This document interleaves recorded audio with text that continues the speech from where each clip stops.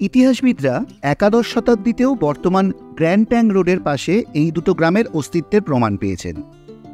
কিন্তু আনুমানিক 1495 খ্রিস্টাব্দে বিপ্রদাস পিপ্লাইয়ের মনসামঙ্গল কাব্যে লেখা ডাইনে কোতরাং কামারহাটি বামে, পূর্বেতে আরিয়াদহ ঘুষরি পশ্চিমে, তাহার পূর্ব কুলবাহী এরায় কলকাতা, বেতরে চাপায় ডিনা চাঁদ মহারথা।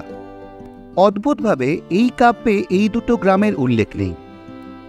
বালি এবং বেলুর নাম দুটো আমাদের সকলেরই জানা, কিন্তু আদৌ কি ছিল এই দুটো গ্রামের কোনো অস্তিত্ব? বালি আর বেলুর নাম এলো কোথা থেকে? কি ছিল ওখানে? কারা ছিলেন আদিম অধিবাসী? সেই সব কথা জানতে হলে পুরো ভিডিওটা যে স্কিপ না করে দেখতে হবে। পুরোটা মন দিয়ে শুনলে বুঝতে পারবেন সত্যি কত কিছুই এখনও অজানা রয়ে গেছে। নমস্কার বন্ধুরা, কেমন আছেন আপনারা? আমি সায়ন, আর আমার সাথে আছে পিনাকি। আজ আমরা চলে এসেছি হিস্ট্রি এভিনিউর আরেকটি নতুন ব্লগ নিয়ে আপনাদের জন্য। যারা এখনও আমাদের চ্যানেল সাবস্ক্রাইব করেননি, এক্ষুনি সাবস্ক্রাইব করে পাশের বেল আইকনটি প্রেস করে দিতে ভুলবেন না। আর বেশি করে শেয়ার করুন, লাইক ও কমেন্ট করে আপনাদের মূল্যবান মতামত জানাতেও ভুলবেন না কিন্তু। চলুন আর কথা না বাড়িয়ে বেরিয়ে পড়ি আজকের ইতিহাসের খোঁজে। আপনাদের মনে প্রশ্ন আসতে পারে, গ্র্যান্ড ট্যাঙ্ক রোডের অস্তিত্ব কি ছিল একাদশ শতাব্দীতে? হ্যাঁ, খ্রিস্টপূর্ব 3য় শতকেও এর অস্তিত্ব ছিল। সে প্রসঙ্গে আজ আমরা যাচ্ছি না। বেলুর নামের সঙ্গে জড়িয়ে আছে অনন্য এক ইতিহাস, বেলুর মঠ। 1897-এর 20 ফেব্রুয়ারি স্বামীজি বিদেশ থেকে কলকাতায় ফিরে আসেন। 1897-তে দক্ষিণেশ্বরে শ্রীরামকৃষ্ণের জন্মোৎসব পালিত হয়। স্বামীজি এবং তাঁর কয়েকজন গুরু ভাই সেই উৎসবে উপস্থিত ছিলেন। কিন্তু সেটাই ছিল দক্ষিণেশ্বরে শ্রীরামকৃষ্ণের জন্মোৎসবের শেষ বছর, কারণ সে সময় স্বামীজিকে রক্ষণশীল মহলের অনেকেই পছন্দ করেননি। বিবেকানন্দ বিরোধী এই আন্দোলনের নেপথ্যে ছিলেন বঙ্গবাসী সাপ্তাহিক পত্রিকার প্রবর্তক যোগেশচন্দ্র বসু। আরও জানা যায় যে দক্ষিণেশ্বরে মথুরমোহনের পুত্র ত্রৈলোক্যনাথ বিশ্বাস শ্রীরামকৃষ্ণ মতাদর্শে পিতা এবং মাতামহী রানী রাসমণির অনুগামী ছিলেন না। এই ত্রৈলোক্যনাথ দক্ষিণেশ্বর মন্দিরে স্বামী বিবেকানন্দের প্রবেশ বন্ধ করে দেন। তাঁর বক্তব্য ছিল, আমেরিকা ও বিলেত যাওয়ার জন্য বা কালাপানি পার হওয়ার কারণে স্বামী বিবেকানন্দ আর হিন্দু নন। তিনি বিলেত ফেরত ব্রাহ্ম কেশবচন্দ্রের সঙ্গে মেলামেশা করেন, তাঁর বাড়িতে খাদ্য গ্রহণ করেন, তাই তিনি আরও হিন্দু না। সে সময় বঙ্গবাসী এবং বিভিন্ন পত্রিকায় বিবেকানন্দের সন্ন্যাস গ্রহণ, বিদেশ যাত্রা ইত্যাদিকে ম্লেচ্ছাচার বলে বর্ণনা করা হয়েছিল। সব মিলিয়ে 1897 খ্রিস্টাব্দে দক্ষিণেশ্বরে শ্রীরামকৃষ্ণের জন্মোৎসব পালিত হওয়ার কিছুদিনের মধ্যেই কালীবাড়িতে স্বামীজির প্রবেশ নিষিদ্ধ হয়। স্বামীজি স্থির করেন শ্রীরামকৃষ্ণদেবের স্মৃতি বিজড়িত একটি মঠ তিনি প্রতিষ্ঠা করবেন এবং সেখানেই শ্রীরামকৃষ্ণের জন্মোৎসব পালিত হবে। তখন কলকাতাতেই মঠ প্রতিষ্ঠার উদ্যোগ নেওয়া হলো। জমি খোঁজা শুরু হলো, কিন্তু যে কোনো কারণেই হোক কলকাতায় আর মঠ বাড়ি প্রতিষ্ঠিত হয়নি। এরপর স্বামীজি দক্ষিণেশ্বরের উল্টো দিকে গঙ্গার পাড়ে মঠ স্থাপনে উদ্যোগী হন।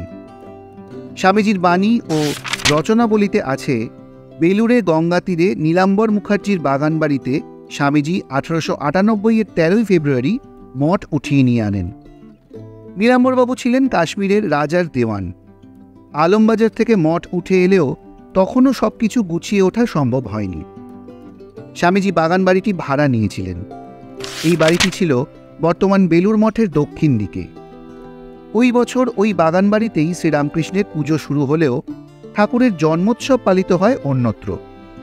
উত্তর কলকাতার জোড়াসাঁকোর দাঁ পরিবারের রাধারমন জিউর মন্দির সহ বেলুর গঙ্গা তীরের রাসবাড়ি। দাঁ পরিবার বৈষ্ণব ধর্মাবলম্বী ছিলেন। গোঁড়া ব্রাহ্মণ্যবাদ থেকে মুক্ত দাঁ পরিবার তাই সহজেই শ্রীরামকৃষ্ণের তিথি পুজোর জন্য তাদের ঠাকুরবাড়িতে অনুমতি দেন।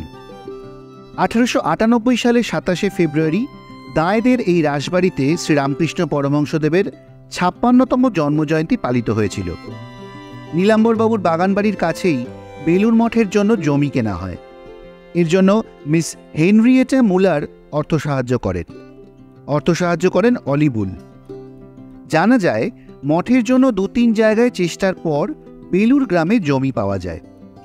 জমির অধিকারী ছিলেন একজন বিহারি ভদ্রলোক, বাবু ভগবত নারায়ণ সিং। বায়না স্বরূপ তাঁকে 1001 টাকা দেওয়া হয় এবং চুক্তিপত্রে সই করানো হয়। নীলাম্বরবাবুর বাগানবাড়িতেই স্বামীজি মিস মার্গারেট নোবেলকে ব্রহ্মচর্যে দীক্ষা দেন এবং তার নাম দেন সিস্টার নিবেদিতা। এই বাড়ি সারদা দেবীরও স্মৃতিবিজড়িত বাড়ি। 1893 খ্রিস্টাব্দের 11 থেকে 27 সেপ্টেম্বর পর্যন্ত শিকাগোয় অনুষ্ঠিত বিশ্বের প্রথম ধর্মীয় সম্মেলন বিশ্ব ধর্ম মহাসভায় যোগদানের আগে স্বামী বিবেকানন্দ ভারতের বিভিন্ন অঞ্চল পর্যটন করেছিলেন। এই সময়ে তাজমহল, ফতেপুর সিক্রি, দেওয়ানি খাস, রাজপুতানার প্রাসাদ এবং মহারাষ্ট্র, গুজরাট, তামিলনাড়ু, কর্ণাটক ও অন্যান্য অঞ্চলের প্রাচীন মন্দিরগুলি দর্শন করেন। যুক্তরাষ্ট্র ও ইউরোপ ভ্রমণকালে সেই অঞ্চলের আধুনিক, মধ্যযুগীয়, গথিক ও রেনেসাঁ স্থাপত্যের বৈশিষ্ট্যগুলি সম্পর্কেও অবগত হন। কথিত আছে, এই সকল স্থাপত্যের সংমিশ্রণে স্বামী বিবেকানন্দ বেলুড় মঠ স্থাপত্যের পূর্ব পরিকল্পনা রচনা করেছিলেন। স্বামী বিবেকানন্দের পরিকল্পনা অনুযায়ী তার সন্ন্যাসী ভাই ও রামকৃষ্ণ পরমহংসের অপর সাক্ষাৎ শিষ্য স্বামী বিজ্ঞানানন্দ মন্দিরের নকশা প্রস্তুত করেন। বিজ্ঞানানন্দ সন্ন্যাস গ্রহণের আগে ছিলেন একজন সিভিল ইঞ্জিনিয়ার। 16ই মার্চ 1935-এ মন্দিরের ভিত্তিপ্রস্তর স্থাপিত হয়। প্রখ্যাত ইঞ্জিনিয়ার ও শিল্পপতি স্যার রাজেন্দ্রনাথ মুখোপাধ্যায়ের তত্ত্বাবধানে মার্টিন বার্ন অ্যান্ড কোম্পানি এই বিরাট মন্দিরটি নির্মাণ করেন। বেলুড় মঠের মূল ইতিহাস তো শুনলেন, বেলুড় নামের উৎসের কথায় পরে আসছি। তার আগে জেনে নিই আরও কিছু ইতিহাস। ইতিহাসবিদ গবেষক নলিনচন্দ্র মিশ্রের লেখা থেকে জানা যায়, বালির বিভিন্ন জায়গায় মাটি খুঁড়ে নৌকো, মাস্তুলের ভাঙা অংশ পাওয়া গেছে। এর থেকে বোঝা যায় বহু প্রাচীনকালে ভাগীরথী বয়ে চলত এই স্থান দিয়ে। বহু বছর পর্যন্ত এই জায়গা নিচু বা নাবাল অঞ্চল বলে পরিচিত ছিল। বর্তমান গ্র্যান্ড ট্যাঙ্ক রোডের পাশেই ছিল দাড়ির জঙ্গল বা দাড়ির জাঙ্গাল। অনেকের মতে 804 শকাব্দে মানে 882 খ্রিস্টাব্দে বিজি পুরুষোত্তম দত্ত বা বালু দত্ত গৌড় থেকে বালি গ্রামে বাস শুরু করেন। তার নামানুসারে বালি গ্রামের নাম। তাহলে একথা বোঝাই যায় যে তার অনেক আগে থেকে বালি গ্রামের অস্তিত্ব ছিল। ভূতাত্ত্বিক এবং ইতিহাসবিদদের মতানুসারে পূর্বে গঙ্গার উত্তরে দৌড় ক্ষেত্র বা দোরাভদ্রা বা দৌড়ভদ্রা নদী, যেটি একসময় সরস্বতী নদী থেকে বেরিয়ে বেলুড়ের কাছে গঙ্গায় মিশত। যদিও আজ এর কোনো অস্তিত্ব নেই, এই নদীগুলোর খাত থেকেই জেগে উঠেছে বালিয়া বা বালুকা বা বালিগ্রাম। বালিগ্রামের মাটি বালি মাটি, পলি মাটির মিশ্রণে তৈরি। বালিগ্রামের আদিম অধিবাসীরা মূলত ছিল জেলে, বাগদি, ডোম, কাঠুরিয়া, পশু শিকারী, তাঁতি প্রমুখ। 16 শতকের দিগ্বিজয় প্রকাশ গ্রন্থে বালির নাম বালুকা বলেই উল্লেখ করা আছে। অবাঙালি মাঝিমল্লারা চিরকাল বালুখাল মানে বালিয়ামাটি গ্রামের খাল বলে আসছে। বালির দক্ষিণাংশ বেলুড়ের সাবেক নাম বেলুড়িয়া, বেলুড়রা, বেলুড়ি। এর অর্থ বালুয়ারি বা বালিয়ারি, বালির আড়ি বা আডরি বা আড়া।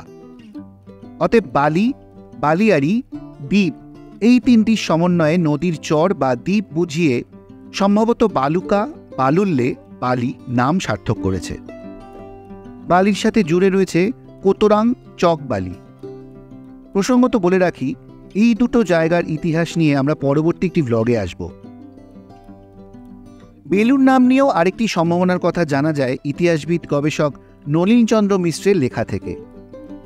7ম শতাব্দীতে হিউয়েনসাং যখন এখানে এসেছিলেন তখন বৌদ্ধ প্রভাব এখানে ভালোই ছিল, বিশেষত ডোম, বাগদি প্রভৃতি অন্তজ শ্রেণীর মধ্যে। বেলুডি, বেলু প্লাস উড়ি। বেল্লু বা বেলু মানে 10 শিষ্য বৌদ্ধ ভিক্ষু, উড়ি মানে কুটির। 10 শিষ্য বৌদ্ধ ভিক্ষুর কুটির। মজে যাওয়া দৌড়ক্ষেত্র বা দোরাভদ্রা বা দৌড়ভদ্রা নদীর বালিয়াড়িতে 10 শিষ্য বৌদ্ধ কুটির স্থাপিত হয়েছিল।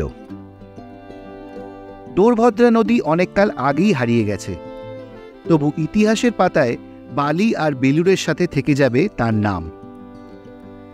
তাহলে জানতে পারলে তো যে বেলুড় আর বালির নাম কিভাবে এলো। আমাদের আজকের ব্লগটি আপনাদের কেমন লাগলো কমেন্ট করে জানাবেন। যদি ভালো লাগে একটা লাইক করে দেবেন, আর আমাদের চ্যানেল হিস্ট্রি এভিনিউকে অবশ্যই সাবস্ক্রাইব করে পাশে থাকা বেল আইকনটি প্রেস করে দেবেন। আর হ্যাঁ, আমাদের এই ব্লগগুলো বেশি করে শেয়ার করবেন, যাতে এরকম ধরনের ইতিহাস আমরা আপনাদের সামনে আরও বেশি করে নিয়ে আসতে পারি। দেখা হচ্ছে খুব শীঘ্রই পরবর্তী ব্লগে, নতুন কোনো জায়গায় নতুন কোনো ইতিহাসের খোঁজে। সবাই ভালো থাকবেন, সুস্থ থাকবেন। নমস্কার।